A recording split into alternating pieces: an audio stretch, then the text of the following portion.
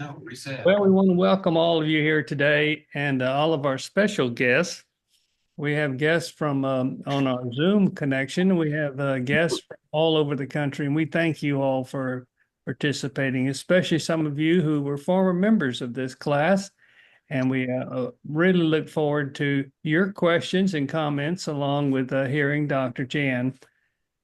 Today is a special day because Dr. Jan Patterson is going to be speaking on a subject that is very relevant for our class and for many of you who are outside the class because it's a subject that's appropriate and is very much needed for all of us.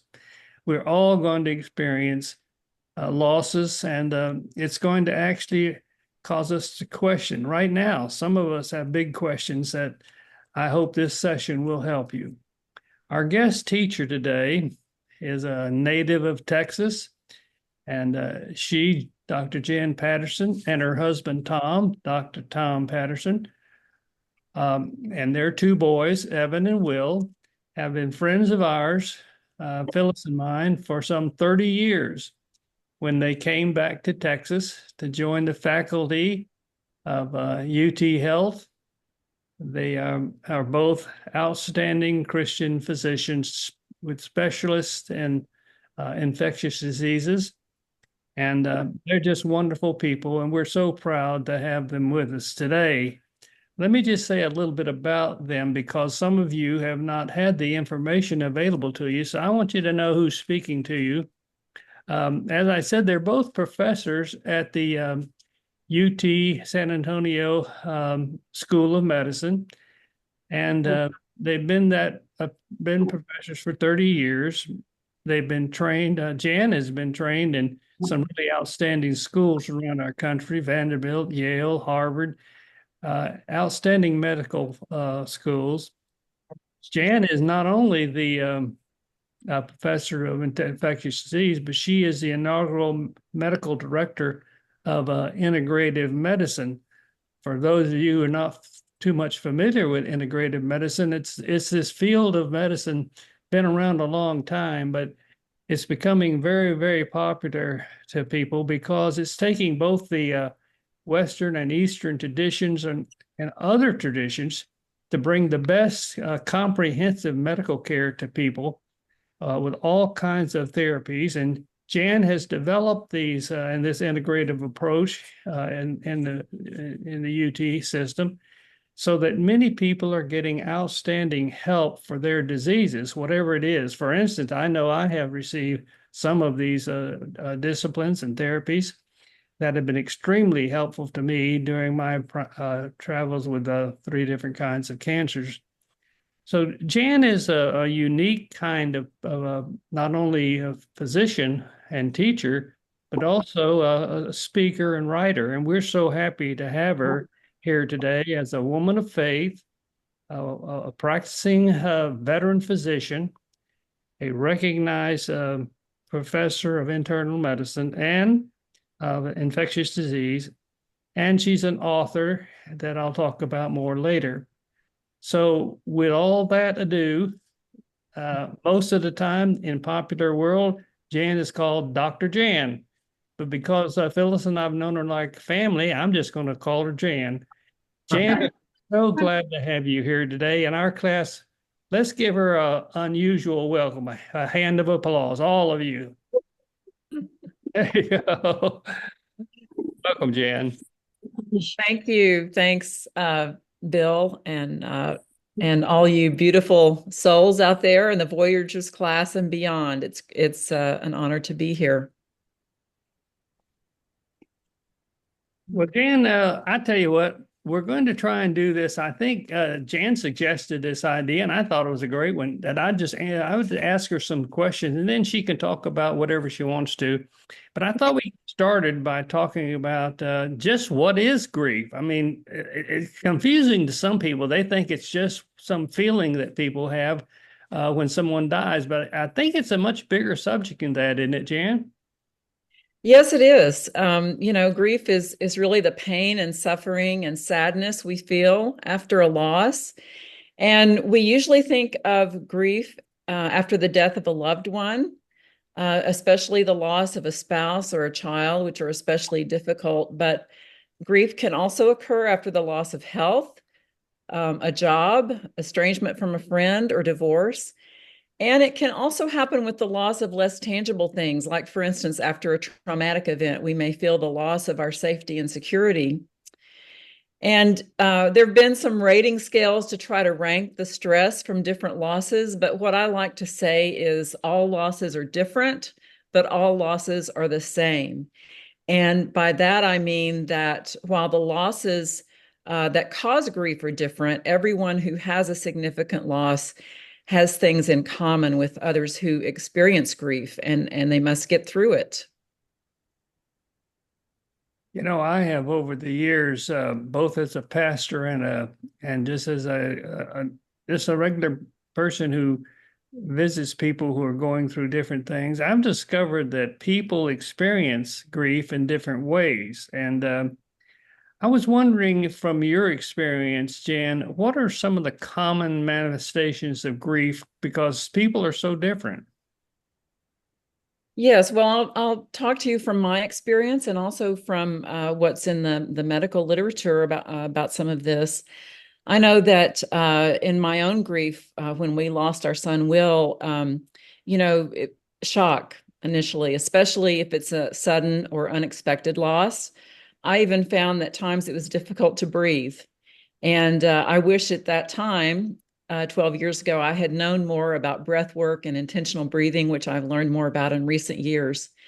Because during acute grief, especially, we're in a state of stress. And in that state, we have shallow breath, rapid heart rate. Um, I remember one person who had also lost a son, she said, drink plenty of water. And that was really helpful because not only are you crying, but you're in a state of stress, which also makes you more dehydrated. And something I learned is that how common fear is in grief, and I had not really been aware of that before. But there's just this sense of fear. What will I do? How will I go on? Um, Tears, of course, and however, some find that they cannot cry initially because of the state of shock. And as you mentioned, Bill, people do manifest grief differently and handle grief differently. And rumination is common. And certainly this is something that affected me. And this is where one thinks and rethinks continually about the person and or the circumstances of the death, especially if it was a traumatic one. I know I had a loss of mental focus. For instance, I couldn't even read initially. Later on, after several weeks, I wanted to read and get more information about grief and about survivors of suicide. But initially, I couldn't even focus enough to read. And also, there was a great sense of isolation. I mean, initially, there was initial comfort in others, who are there for the service and family and friends. But afterwards, everybody goes home, and you're there to deal with your grief. And not only are you not really feeling like going out and seeing other people, but I found that some people avoided me. I would see a friend or colleague coming who would ordinarily pass me in the hall and speak to me, but they would go down a different hallway or across the street. And with that, I realized, people are really afraid of this kind of grief. It makes them uncomfortable. So that sense of isolation was difficult. Guilt, I think anyone who loses a child feels a sense of guilt, whether it's their fault or not. But you feel like you're always responsible for your child. And people may feel guilt in the loss of other ones or other things as well. And I know for a while I saw the world in black and white. It's like the world wasn't in color. I saw things in black and white. I remember, especially in the early days when I was so much in shock and so devastated. Someone told me, just lean on God, lean on others, and just do the next thing. And that was helpful to me because whether the next thing was, just to get out of bed, just to take out the trash, whatever, I could just do the next thing, and I could lean on others and certainly lean on God for the next steps. One thing that I did feel early on was hope, because as a believer, and my son was a believer, and we grieve with hope because of the resurrection. First Thessalonians refers to this, that we don't grieve as others without hope, but we have hope knowing that we will see and experience our loved ones again in another form. But of course, I had some questions for God. What about these promises for hope and future and continuing the good work that was started? So I had some questions about why. And I came to think a lot about trust, and we'll get more to that later. But also, grief affects us physically. It turns out that the bereaved are at an increased risk of illness and even death for 6 months after a significant loss. They're more likely to get heart disease, cancer, high blood pressure, and there's even a thing called broken heart syndrome that you may have heard about. Due to a stress response that weakens our heart, this can mimic a heart attack, and it's a real thing. So others may have more experiences about what they felt and experienced after their loss, but those are some things that certainly were real for me.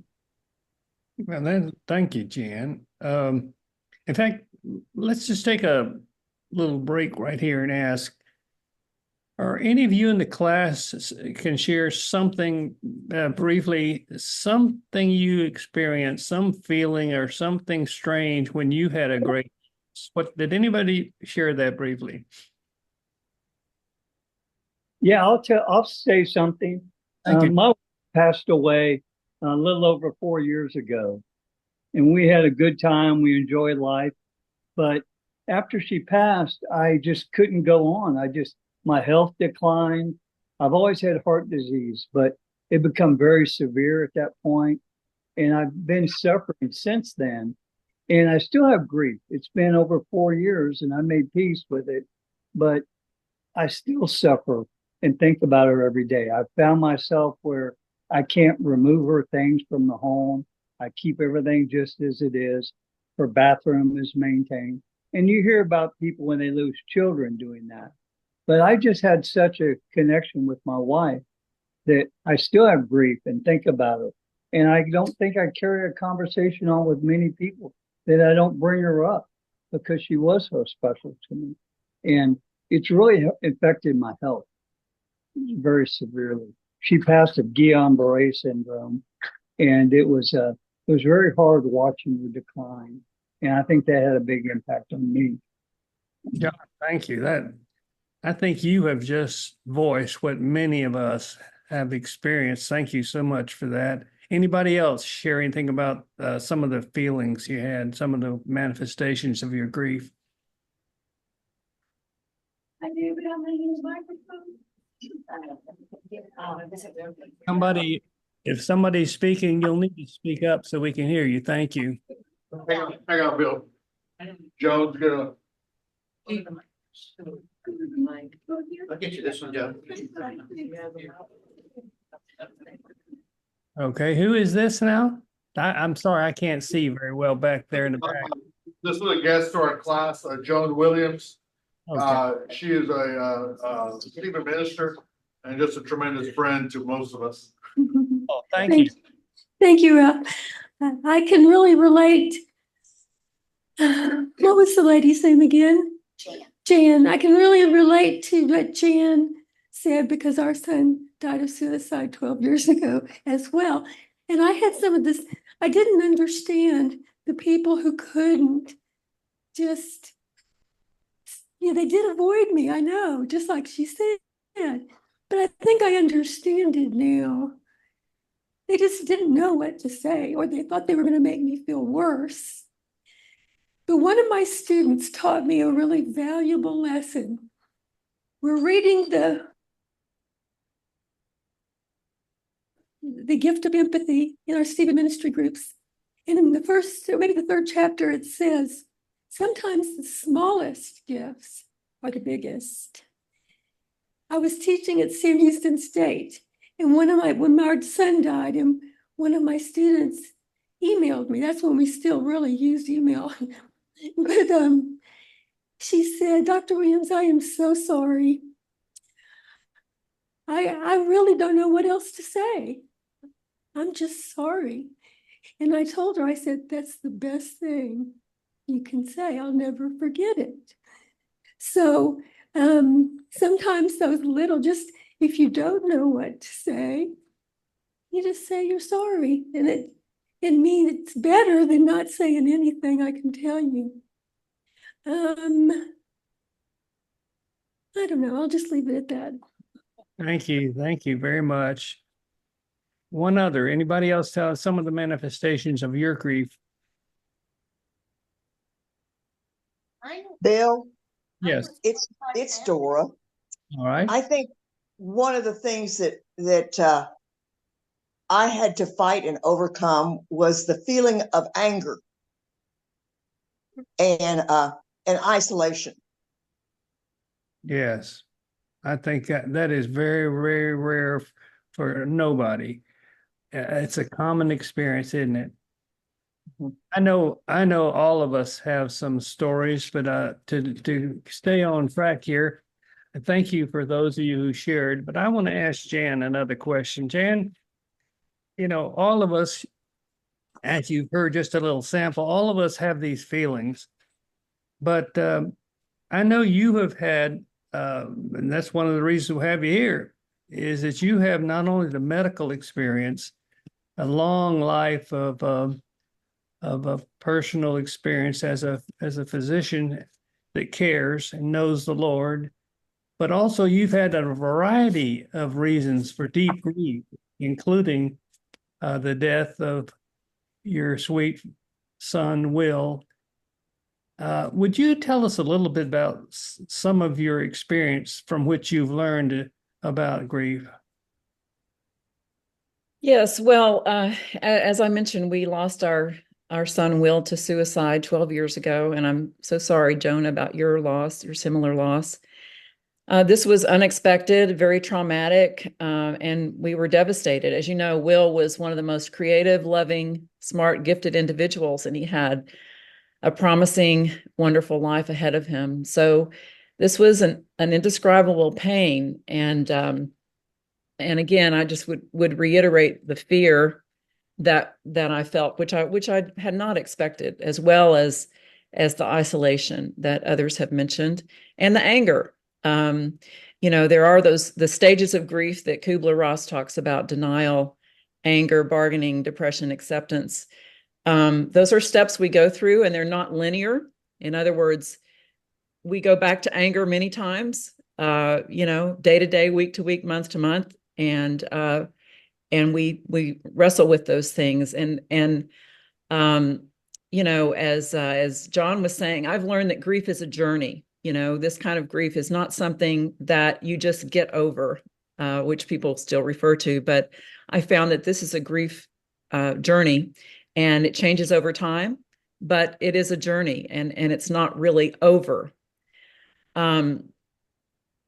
The other things that I experienced around that time is several weeks after Will died, I was diagnosed with uterine cancer. And so that was a big major surgery with lymph node dissection. And again, I had some questions for God. Why now? You know, why this physical pain at the same time as all this emotional pain? I had lost my mother 6 months before Will died, and my dad was in the throes of dementia. So we had to deal with that. We moved him down here because without my mom, he couldn't really be by himself anymore. My brother, who was developmentally disabled, was chronically ill. I became his guardian, and he died shortly after. And then my father died with complications of dementia.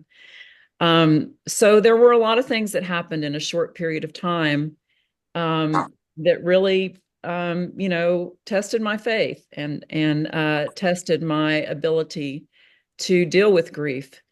And, I did have a gift from my parents, because my parents had dealt with grief. They had, with the birth of their first child, my brother, it was a difficult birth, and he had lack of oxygen and had permanent brain damage. But my parents were not informed of the consequences. This was back in the 40s. Just a general practitioner in a small town delivered my brother. So they had to figure this out over time, missing each developmental milestone, which was really a cruel thing. And they went to different consultants and finally, figured out that it was that it was the difficulties at birth that caused his problem. Then after my brother was born, they had a beautiful little girl, strawberry blonde hair, sunny disposition, the perfect child. And she died in a car accident at 3 years old. This was before I was born. And my parents had a needlepoint rendering of Proverbs 3, 5, and 6 in their bedroom. Trust in the Lord with all your heart and lean not to your own understanding. In all your ways acknowledge him, and he will direct your paths. So I grew up reading that and, not fully understanding what the loss of a child and the birth of a disabled child meant until I was much older. Those verses came back to me and were really among the first to comfort me when we lost Will, the trust.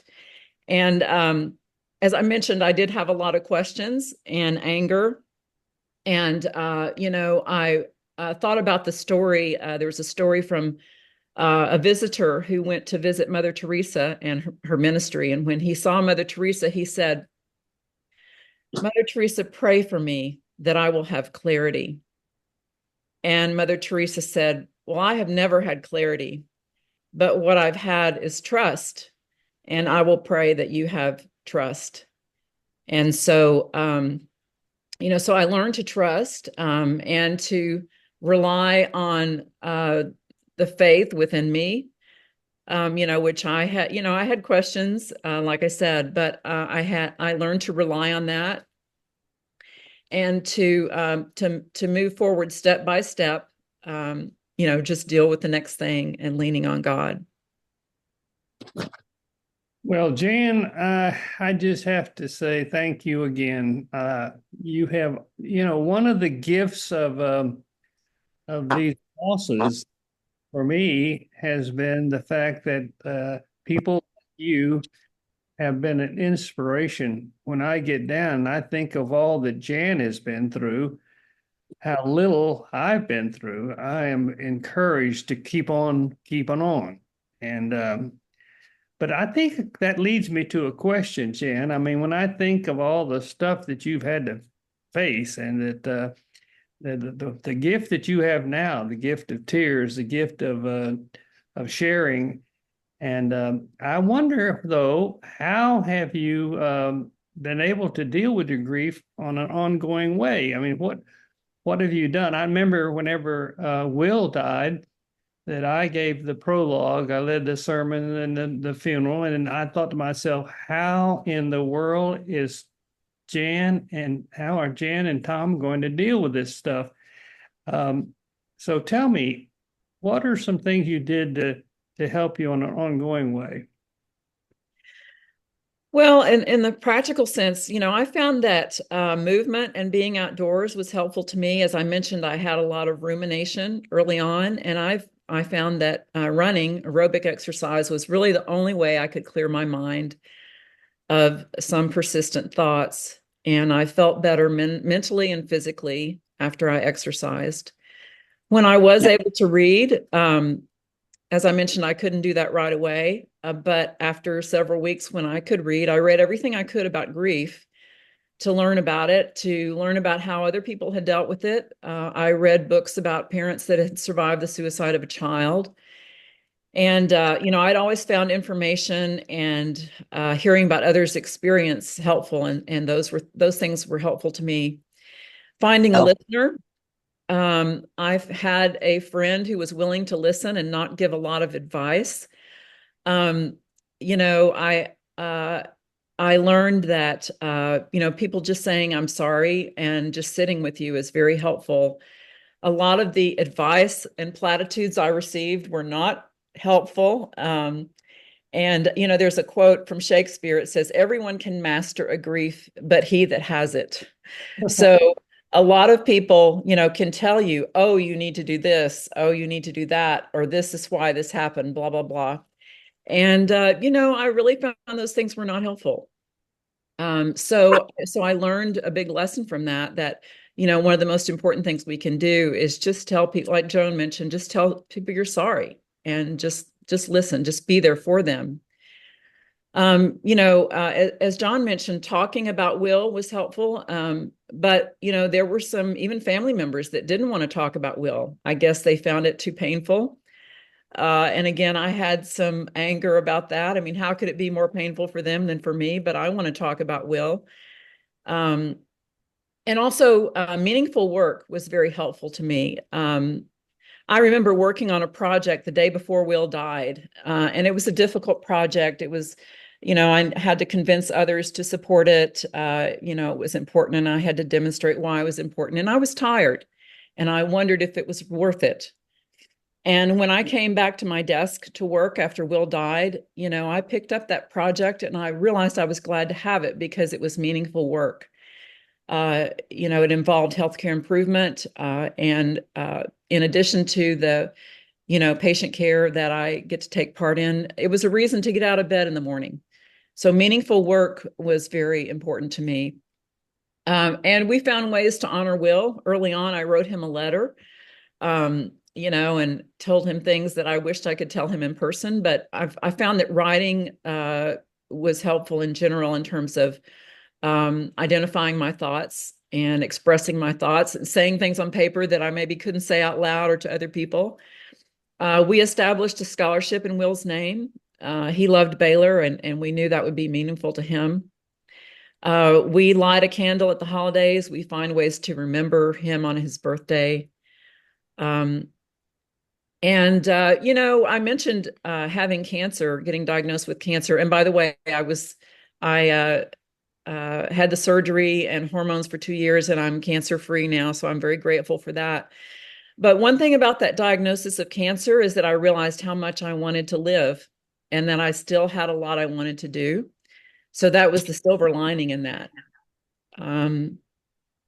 So those were things that that I did and I continue to do. I use my spirituality, you know, prayer, meditation. You know, I think of prayer as talking, meditation as listening. You know, there was a very helpful book for me called Healing After Loss, Daily Meditations on Grief. And I looked forward to reading that every day. And I still read devotions daily, you know, and listen to guided meditations daily. And I find that those things are helpful for me as well. Well, you know, Jan, when I think of all the different kinds of loss you've had, I remembered that some people, I'm sure others in our class feel the same way. Some of the people who experience these real heavy kinds of loss just give up. I mean, they just can't function, and they just say, I'm through with it." What are some of the other kinds of things that you did to help you? I'm thinking about, you know, some people go to counseling, some people take medication to help them get through the rough spots, and some people do certain things like you mentioned about their faith. And you mentioned some of the things. What are some of the other ways that you help get through the initial shock of these different kinds, and that you find that you try to encourage others to do along the way? Well, I did experience depression, clinical depression after my grief. And, you know, I'll just mention there is a difference between grief and depression. They can look very similar. Grief does not always lead to a depression, but it certainly can. And, you know, the differences are, you know, in grief, you're thinking about the loss of that person. In depression, you know, it may not only be that, but you're thinking of there's a loss of self. and you're thinking about worthlessness, of yourself, that kind of thing. And also in depression, you're really unable to enjoy anything. So I did experience that. And so I did, I talked with a professional. I did take medication for a while, and both of those things helped me.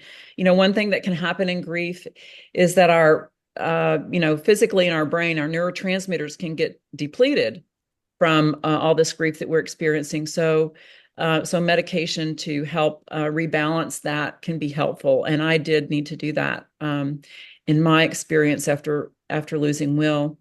But I also discovered that, there's not enough counseling, there's not enough medication in the pharmacy to really ease the pain of losing a child. Those things helped, but I found that, it was the strength from within. I found it had to come from within me. And, I heard a recent acronym for faith, finding answers in the heart. And, I realized I was able to experience joy, happiness. I think of happiness as something that is part of our external circumstances, good things that happen to you that make you feel good.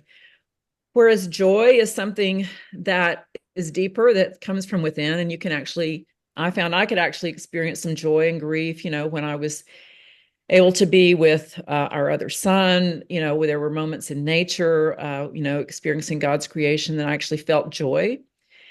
And happiness was a long time in coming. And I will even say that, there's a new normal of happiness. Happiness is not the same for me as it was before losing Will. I also found, I discovered essential oils. You and Phyllis know about this because I've shared them with you. And there was a blend with citrus and florals that really benefited my mood. And this spurred me on to learn more about essential oils. They stimulate our limbic system, the most primitive part of our brain that controls our emotions. And this joy blend, as I was on my spiritual journey as well, I discovered Isaiah 61:3, I will give them joy for mourning. And I felt like that verse was especially relevant to me because I had discovered these oils. And it actually was because of the essential oils and the benefits I felt that I went on to study about integrative medicine, which is integrating holistic therapies in with conventional therapies and using simple but effective techniques that are often overlooked in conventional medicine. And so that's what took me on that path, and also learning and teaching others about the use of essential oils. That helped my isolation and again gave me something meaningful to do, which was helpful to me. And I found that joy became more and more frequent. I was able to experience joy in nature and music. It was, I remember thinking I'll never be able to sing or dance again. And it was a long time before I could do those things. But I was able to experience joy. And then, the waves of grief, as we do start to function again, the waves of grief can come, they can come from a sight, a smell, a feeling, or something that you see. That these waves of grief come out of nowhere. And I would experience chest pain. I'd physically have chest pain, shortness of breath, and some tears. I've worn waterproof mascara ever since Will died for the last 12 years because I never know when I'm going to cry, even at work. I actually I've used essential oils when I have those waves of grief. I remember one time it was in December and I had a memory about Christmas. And, I had this wave of grief and some tears, and I said, I'm on my way to rounds. I've got to go round with these people and function. And I used one of my favorite essential oils. It's a blend called Valor.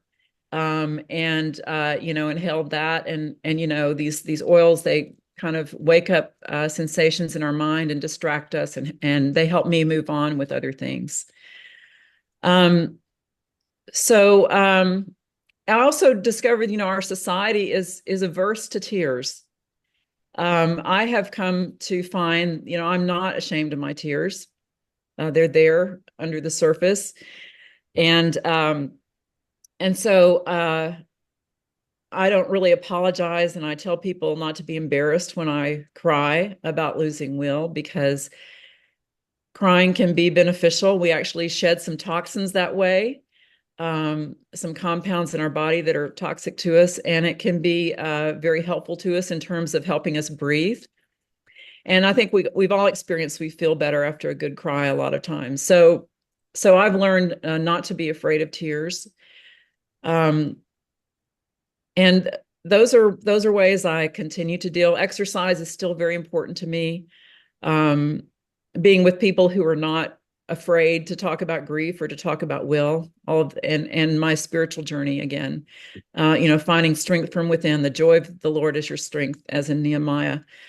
So finding joy in that, and those things continue to be helpful to me. Those are very, very helpful, Jan.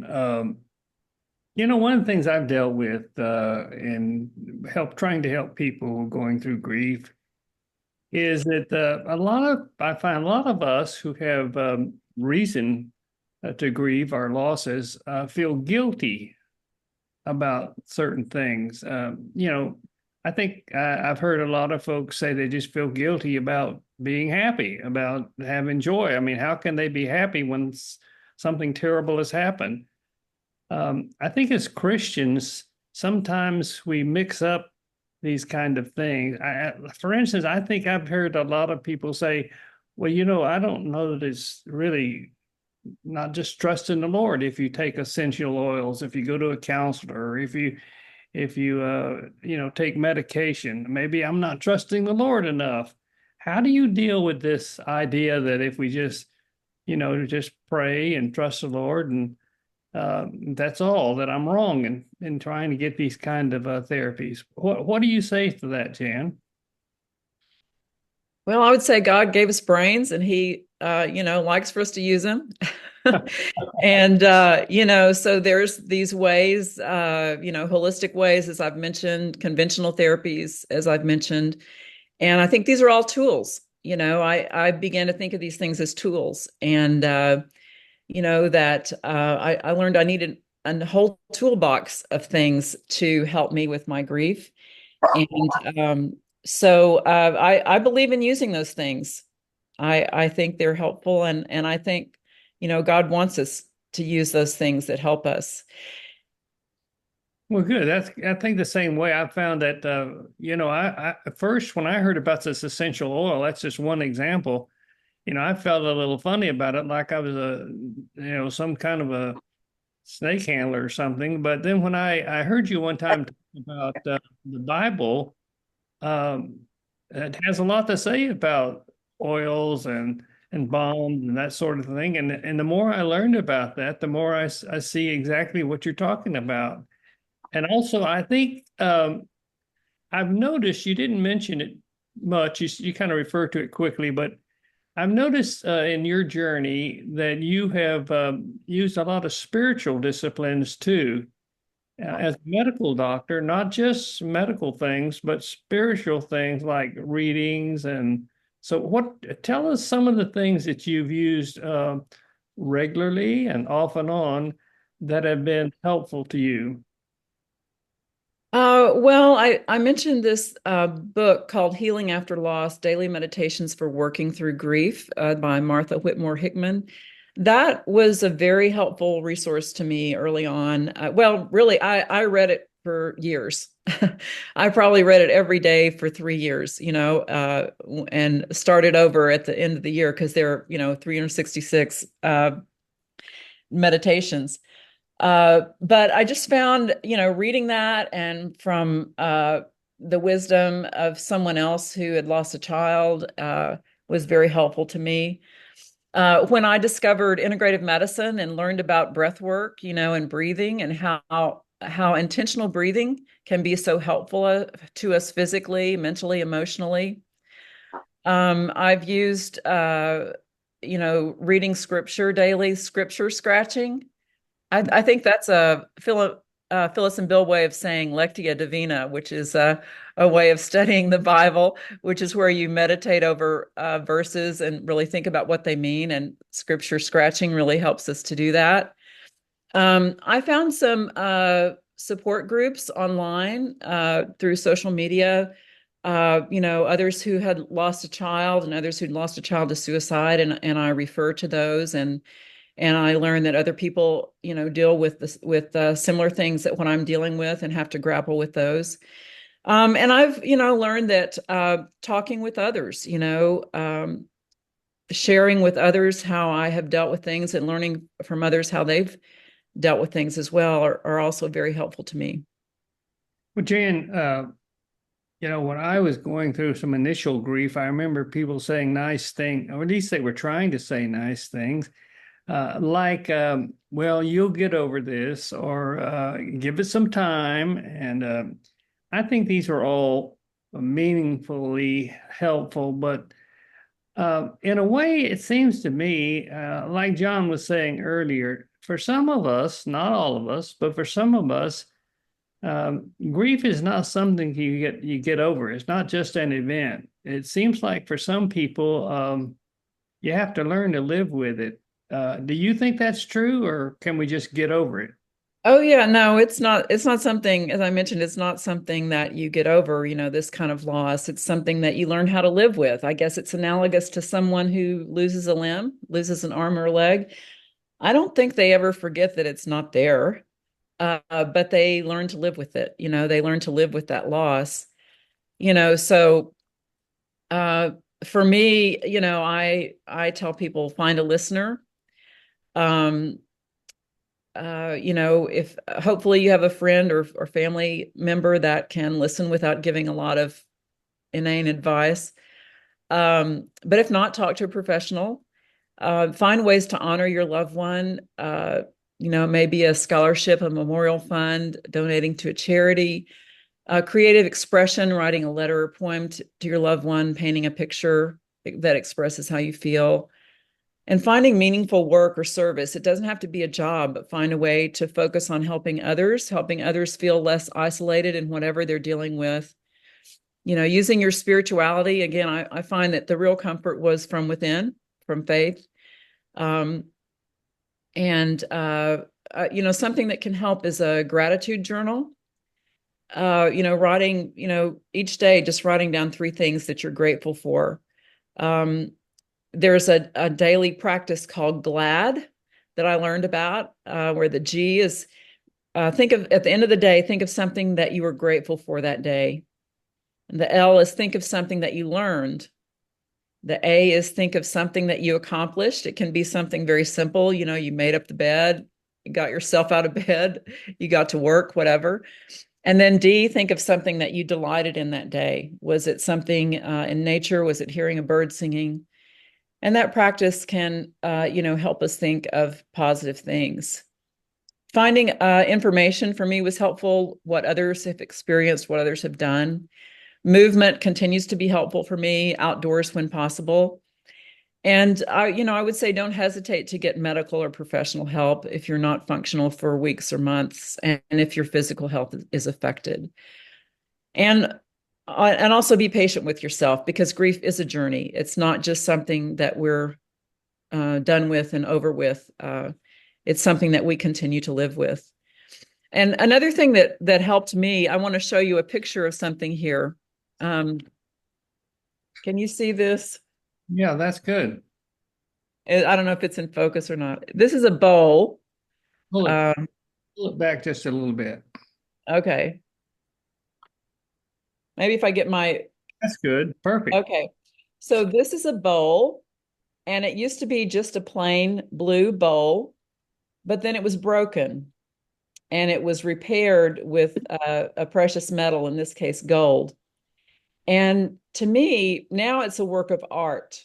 And this is a Japanese art called kintsugi, where they repair ceramic pieces after they're broken.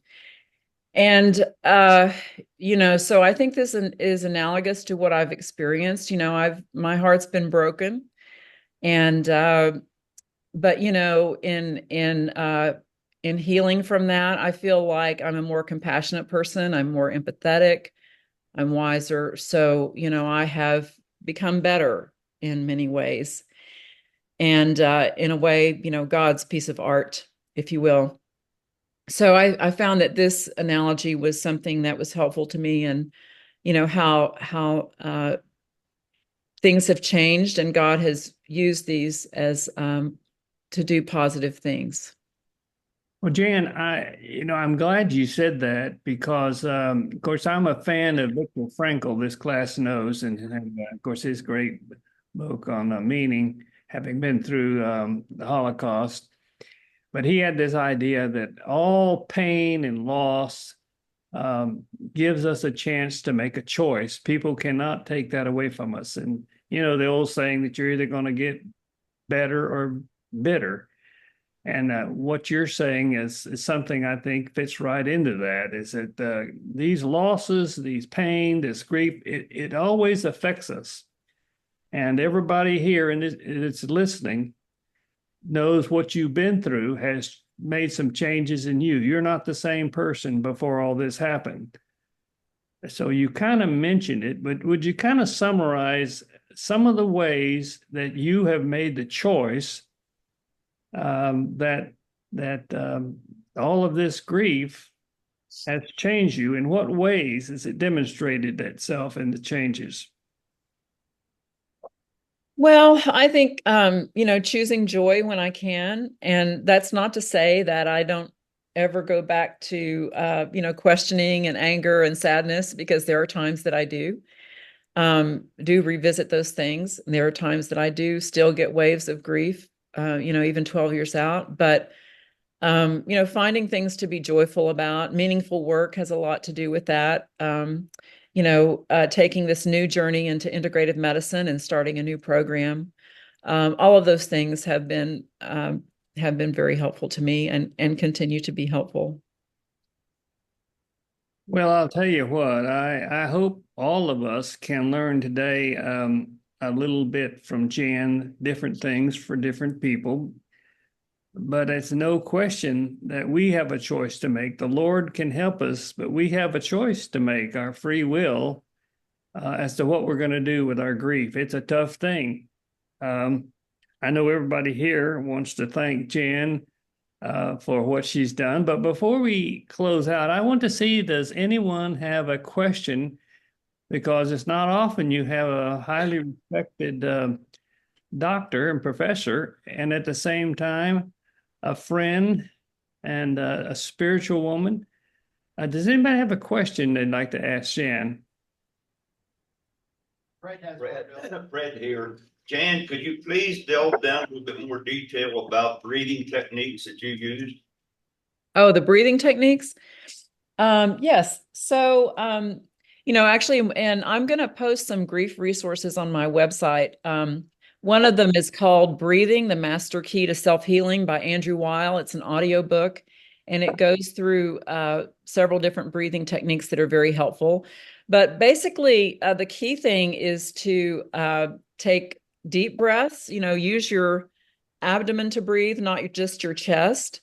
Take a deep, slow breath, a slow breath count of 4 is where you can start. Inhale to a count of 4. Exhale to a count of 6. One thing that's calming to our nervous system is when the exhale is longer than the inhale. And when you think about it, when you are relieved about something, you take a big exhale, right? A sigh. And so that is telling our body, things are okay. There's some other breathing techniques that we talk about in our book, Breath for the Soul. One is called the 4-7-8 breath. That is where you inhale for 4 counts, hold for 7 counts, exhale for 8 counts. And Dr. Weil has used that for many years as a calming technique, an anti-anxiety technique. And it's so when we use these breathing techniques, it's it's really quite amazing how much our body and our mind respond to these things, and can find, we can find them to be very helpful in the moment and also over the long term. Thank you. Anybody else have a question? Yes. Anybody? Jan, Sure. I was just like, use Wait a minute. I can't tell. Ralph, can you tell me who's talking? Cindy has a question. Oh, And okay. then Dora. Okay. I was asking if you pre-mixed essential oil blends or if you're doing the blending. Well, I do both, but these two that I mentioned, they're already pre-blended. And the one called Joy has a mix of several different citrus oils, orange, bergamot, and also some florals like jasmine and rose. And then the Valor blend has blue tansy and frankincense and some spruces. But I also do mix essential oils when I use the diffuser. Um, so I do some of both. And by the way, I'll mention some more about this in a minute. Thank you for that question, though. Dora? I wanted to say that when we lost a young child, we had another child that needed a lot of support. I had a husband that was in a very public business as a band director, leading other children and all. And I had to be the stabilizing force, or I felt like I needed to be the stabilizing force. I had read a book, and it did help me tremendously. It was called Life is Goodbye, Life is Hello. I had to create a very positive environment in which we could grieve and yet move forward. And that's what I worked on tremendously. And the breathing exercises helped tremendously.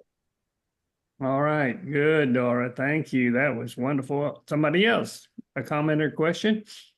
Question. She's coming to the mic. Okay. Who do we have here? Sister. Charlene. Joe Williams' sister, yes. She's a visitor. Hi, my name is Charlene, and I am Joan's younger sister. I would do like to specify that. So my question is how we can help our great nephew, okay? He is 21 years old, lost his father 14 months ago, suddenly, of a heart attack, and is now taken our brother into his home for the last month. He's on hospice. He's dying. And I don't know how to help this young man who's had so much grief in his life. All right. All right. That is a wonderful question. Thank you. In fact, I bet there's a lot of people listening who are experiencing how to help somebody who's going through this kind of thing. It's kind of the reverse. Like y'all have been talking a lot about parents losing children. This child has lost the parent, and now his is going to lose his grandfather too soon. Thank you. That's a great question, Jan. I know that's a complicated and can be a very long answer, but do you have a few words you can say? Well, I think, just being there for that person, listening.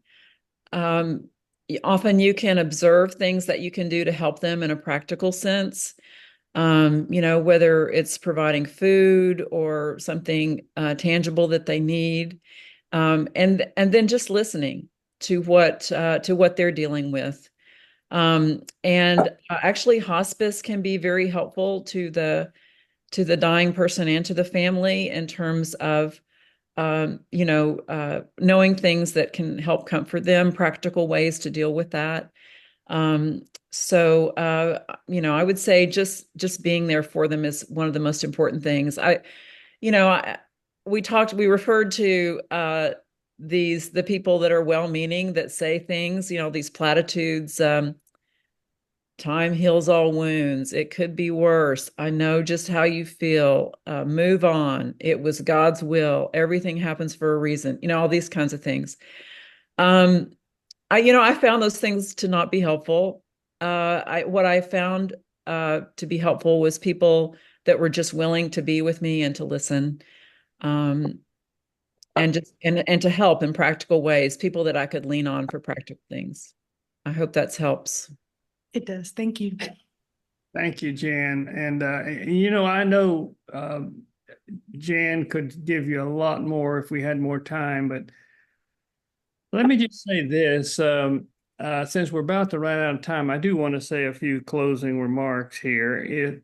Maybe if you want more, like, I think these kind of sessions sometimes raise almost more questions than they give answers. And if you would like more of what Jan has to say on this subject, there's several things you can do. She has a website, and it's very simple. It's drjanpatterson.com. And if you just put that in, you'll get her website, and on it, there's a tremendous amount of information. And not only that, it shares some of her heart, not just her medical advice and emotional advice. And I think you will really get a lot out of it. And also on that website, you'll find out about her book. With this, she mentioned this book. I won't go into it much because it's going to sound like I'm a salesman. But my wife Phyllis and Jan got together and wrote this book. And the purpose of it, of course, is to, as our subtitle is, Self-Care Steps to Wellness. I know one of the things that happened when I got cancer, and I know some of you with your other illnesses, is that you kind of lose control of your life. I mean, it's in the hands of all these people. Well, this book is written to see how you can do some self-care to take hold of things and get more control and do something yourself in cooperation with the Lord. So if you're interested in more information, more details, some personal stories, some spiritual guidelines that Phyllis gives and Jan, and also just an overall good resource. Be sure to look at the Breath for the Soul, and by the way, on it, it'll give you the directions how, if you wanted a copy of it, you can order one. I think I'd like to close by saying that we really do appreciate Jan taking this time to share with us. And I'd like us just to give her a hand of applause as an expression of thanks. All right. And thank you all for your attention. And we'll have this recorded and on our Voyagers YouTube channel. And Ralph, I'll now turn it over to you. Thank you, Brother Bill. And